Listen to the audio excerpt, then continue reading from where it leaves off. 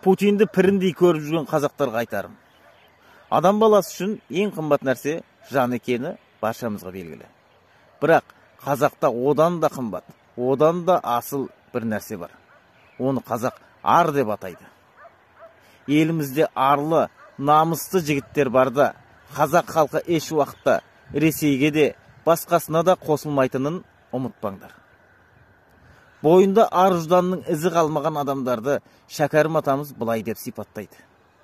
Тегінде ұждансыз жан өлікке есеп, адамның кеселі жоқ мұнан кесек. Ар ынсапсыз, мейірімсіз залымдарды қате қылған болмаспыз хайуан десек. Яғни, арсыз адам емес. Ол жай ғана бір ішіп, жеп, тышып жүрген хайуан. Соны ескеріп қойыңыздар.